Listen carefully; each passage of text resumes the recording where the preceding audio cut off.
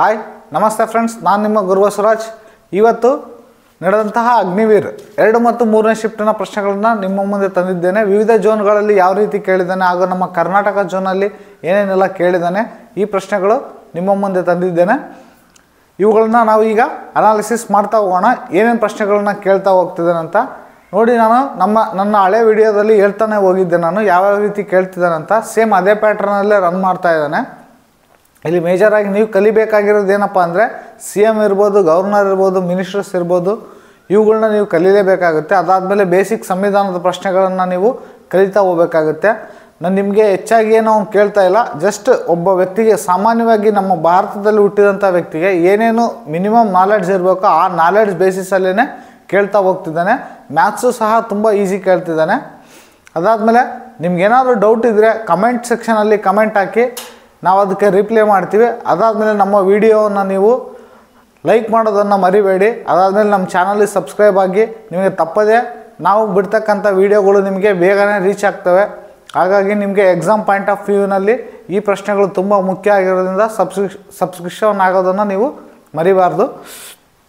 ಬನ್ನಿ ಸ್ಟಾರ್ಟ್ ಮಾಡೋಣ. ಇಲ್ಲಿ ನೋಡಿ, ಮೊದಲೇ ಪ್ರಶ್ನೆ, ವಿಷ್ಣುದೇವ್ ಸಾಹಿ ಯಾವ ರಾಜ್ಯದ CM ಅಂತ ಕೇಳಿದಾನೆ. ಇದು repeated question actually.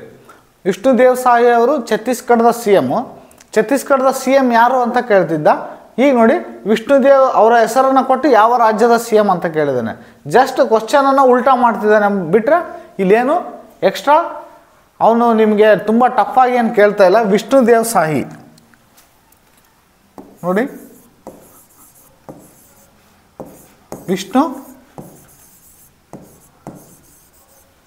Vishnudev Sahi ಯಾವ ರಾಜ್ಯದ CM ಅಪ್ಪ ಅಂದರೆ CM ಆಫ್ ಛತ್ತೀಸ್ಗಢ.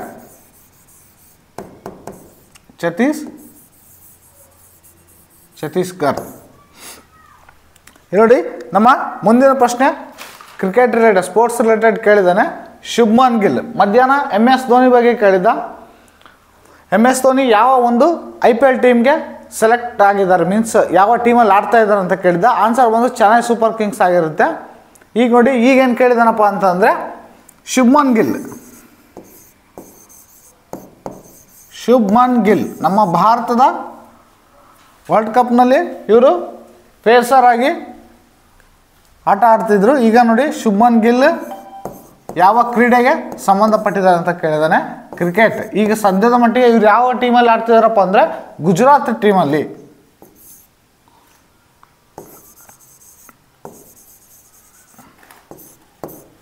ಇಲ್ಲಿ ನೋಡಿ, ಮುಂದಿನ ಪ್ರಶ್ನೆ ಏನಪ್ಪ ಅಂತಂದರೆ ತರಂಗ ಶಕ್ತಿ ಸಮರಾಭ್ಯಾಸದ ಬಗ್ಗೆ ಕೇಳಿದ್ದಾನೆ. ತರಂಗ ಶಕ್ತಿ ಅಭ್ಯಾಸ ಯಾವ ಒಂದು ಸೇನೆಗೆ ಸೇರಿದೆ ಅಂತ ಕೇಳಿದ್ದಾನೆ. ನಾವು ಇದ್ರ ರಿಲೇಟೆಡ್ ಒಂದು ಪೂರ್ಣವಾಗಿ ವಿಡಿಯೋ ಮಾಡಿದ್ವಿ. ಬಟ್ ಈಗ ನೋಡಿ ಏನು ಕೇಳಿದಾನೆ, ತರಂಗ ಶಕ್ತಿ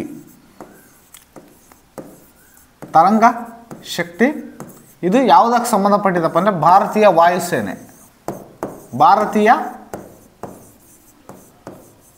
ವಾಯುಸೇನೆ, ಇಂಡಿಯನ್ ಏರ್ಫೋರ್ಸ್ ವಾಯುಸೇನೆ.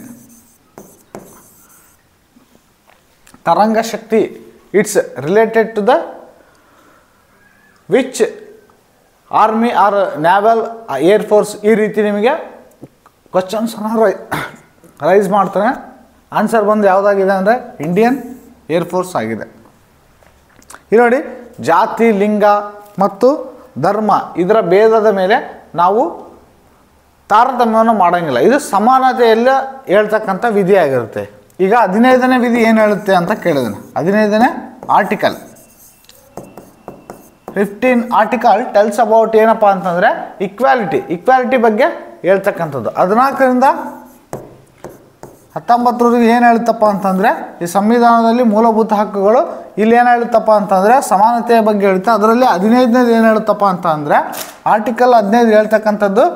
ಈಗ ನೋಡಿ, ಜಾತಿ, ಲಿಂಗ, ಧರ್ಮ ಇದರ ತಾರತಮ್ಯದ ಆಧಾರದ ಮೇಲೆ ಯಾವುದೇ ವ್ಯಕ್ತಿಗೆ ನಾವು ಏನೇ ಇರಲಿ, ನಮ್ಮ ಸರ್ಕಾರದಲ್ಲಿ ಕೆಲಸ ಇರ್ಬೋದು, ಅವುಗಳನ್ನು ನಿರಾಕರಿಸುವಂತಿಲ್ಲ ಅಂತಂದೇಳಿ ಹೇಳುತ್ತೆ. ಸಮಾನತೆಯ ಬಗ್ಗೆ ಹೇಳ್ತಾ ಹೋಗುತ್ತೆ. ಅದಾದಮೇಲೆ 17ನೇ ಆರ್ಟಿಕಲ್ ಬಗ್ಗೆ ಕೇಳಿದ್ದಾನೆ. ಇದು ತುಂಬ ಇಂಪಾರ್ಟೆಂಟ್ ಆರ್ಟಿಕಲ್. 17ನೇ ಆರ್ಟಿಕಲ್ ಇದನ್ನು ತುಂಬ ಸಾರಿ ರಿಪೀಟೆಡ್ ಆದಂತಹ ಪ್ರಶ್ನೆ. 17 ಆರ್ಟಿಕಲ್ ಅಸ್ಪೃಶ್ಯತೆಗೆ ಸಂಬಂಧಪಟ್ಟದ್ದು. ಅನ್ಟಚಬಿಲಿಟಿ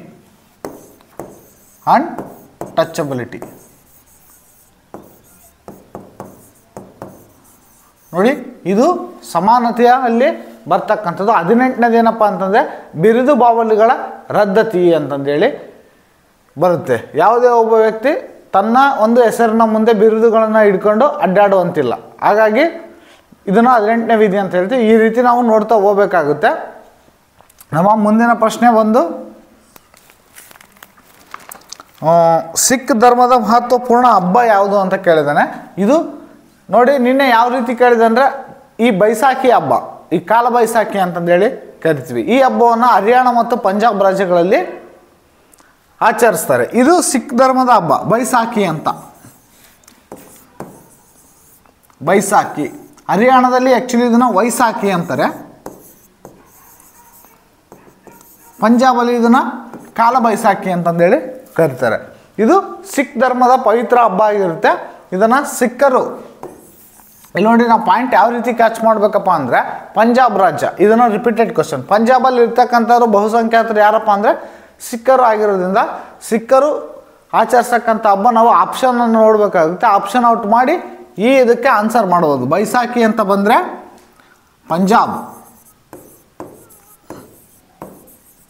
ವೈಸಾಖಿ ಅಂತ ಬಂದಾಗ ಹರಿಯಾಣ. ಇಲ್ಲಿ ನೋಡಿ ಯಾಕೆ ಅಂತ ಅಂದರೆ ಹರಿಯಾಣದಲ್ಲಿ ಇರ್ತಕ್ಕಂಥದ್ದು ಸಿಖ್ಖರೇ, ಪಂಜಾಬಲ್ಲಿ ಇರ್ತಕ್ಕಂಥದ್ದು ಸಿಖ್ಖರೇ. ಪಂಜಾಬಿನ ಸಿಖ್ಖರು ಕಾಮನ್ ಆಗಿ ಇಲ್ಲಿ ನೋಡಿ ಸಿಖ್ ಭಾಷೆ.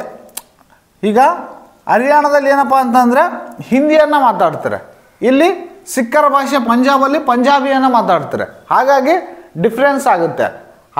ಈ ಭಾಷೆ ಕಾರಣದಿಂದಲೇ ಹರಿಯಾಣ ಮತ್ತು ಪಂಜಾಬು ವಿಂಗಡಣೆ ಹೊಂದಿದ್ದು.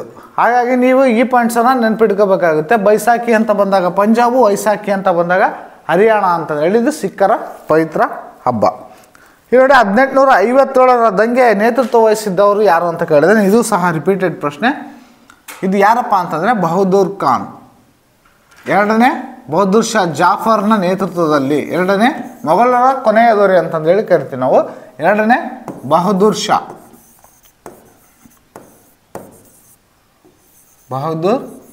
ಶಾ ಜಾಫರ್.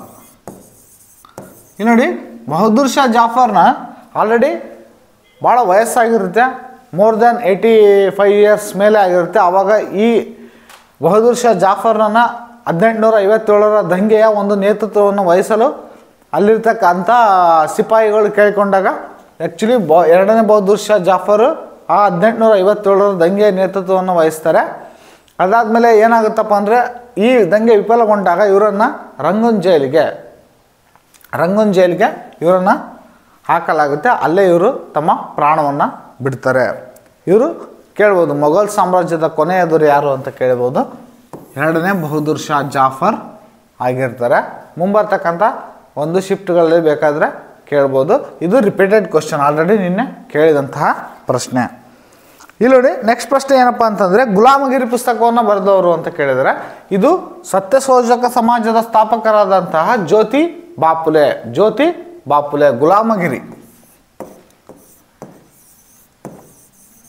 ಗುಲಾಮಗಿರಿ ಪುಸ್ತಕ ಬರೆದವ್ರು ಯಾರಪ್ಪ ಅಂತಂದರೆ ಜ್ಯೋತಿ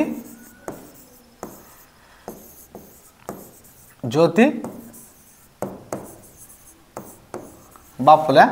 ಇವರು ಸತ್ಯಶೋಧಕ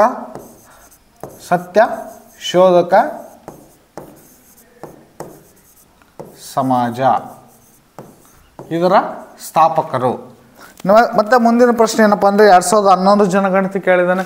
ನಾನು ಸೇಮ್ ನೋಡಿ ಎಲ್ಲ ಒಂದು ಪ್ಯಾಟ್ರನ್ನಲ್ಲೂ ಸಹ ಜನಗಣತಿ ಬಗ್ಗೆ ಕಂಪಲ್ಸರಿ ಇದೆ. ಎಲ್ಲ ಶಿಫ್ಟಲ್ಲೂ ಜನಗಣತಿ ಬಗ್ಗೆ ಕಂಪಲ್ಸರಿ ಕ್ವಶನ್ಸ್ ಇದ್ದಾವೆ. ಇಲ್ಲಿ ನೋಡಿ ಜನಗಣತಿ ರಿಲೇಟೆಡ್ ಇಲ್ಲಿ ಇವಾಗ ಏನು ಕೇಳಿದಾನಪ್ಪ ಅಂದರೆ ಅತಿ ಕಡಿಮೆ ಲಿಂಗಾನುಪಾತವನ್ನು ಹೊಂದಿರತಕ್ಕಂಥ ಕೇಂದ್ರಾಡಳಿತ ಪ್ರದೇಶ ಕೇಳಿದಾನೆ. ದಾದ್ರಾ ಮತ್ತು ನಗರ ಹವೇಲಿ ಆಗಿರುತ್ತೆ. ಅತಿ ಕಡಿಮೆ ಲಿಂಗಾನುಪಾತ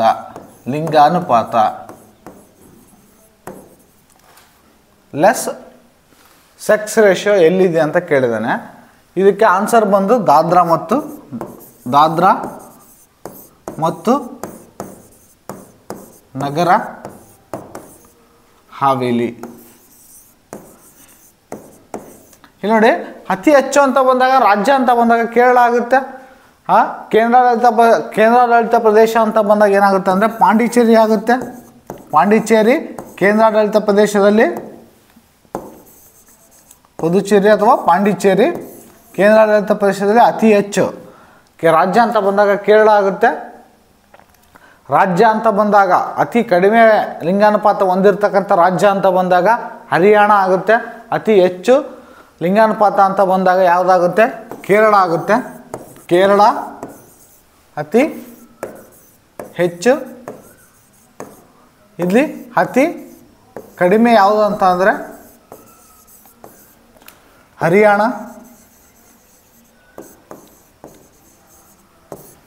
ಇಲ್ಲಿ ನೋಡಿ, ಅತಿ ಕಡಿಮೆ ಲಿಂಗಾನುಪಾತ ಹೊಂದಿರತಕ್ಕಂಥ ಒಂದು ಕೇಂದ್ರಾಡಳಿತ ಪ್ರದೇಶಪ್ಪ ಅಂತಂದರೆ ದಾದ್ರಾ ಮತ್ತು ನಗರ ಹಾವೇಲಿ. ಅತಿ ಹೆಚ್ಚು ಅಂತ ಕೇಳಿದ್ರೆ ಪಾಂಡಿಚೇರಿ. ಈ ರೀತಿ ನಾವು ಕೇಂದ್ರಾಡಳಿತ ಪ್ರದೇಶ ನೋಡ್ಕೋಬೇಕು, ರಾಜ್ಯನೂ ನೋಡ್ಕೋಬೇಕು. ಇಲ್ಲಿ ನೋಡಿ, ಸಾಬೂನಿನಲ್ಲಿ ಯಾವ ಒಂದು ವಿಜ್ಞಾನ ಪ್ರಶ್ನೆ, ಸಾಬೂನಿನಲ್ಲಿ ಯಾವ ಧಾತುಗಳಿವೆ? ರಿಪೀಟೆಡ್ ಕ್ವಶನ್ ನಿನ್ನೆ ಕೇಳಿದ್ದಂಥದ್ದು. ಪೊಟ್ಯಾಷಿಯಂ ಮತ್ತು ಸೋಡಿಯಂ ಎಣ್ಣೆ ಮತ್ತು ಪೊಟ್ಯಾಷಿಯಂ ಅಂದರೆ ಸಿಂಬಲ್ ಒಂದು ಕೆ. ಈ ರೀತಿ ಕೊಡ್ತಾನೆ ಆ್ಯಕ್ಚುಲಿ ಆಪ್ಷನಲ್ಲಿ. ನಿಮಗೆ ಆ್ಯಕ್ಚುಲಿ ಡೈರೆಕ್ಟ್ ಆಪ್ಷನ್ ಪೊಟ್ಯಾಷಿಯಂ ಮತ್ತು ಸೋಡಿಯಂ ಅಂತ ಕೇಳಲ್ಲ. ಹಾಗಾಗಿ ನೀವೇನು ಮಾಡಬೇಕಪ್ಪ ಅಂತಂದರೆ ಮೇಜರಾಗಿ ಯಾವುದೇ ಇರಲಿ ಪಿರಿಯಾಡಿಕ್ ಟೇಬಲಲ್ಲಿ ಹೋಗಿ 1ರಿಂದ ಜಸ್ಟ್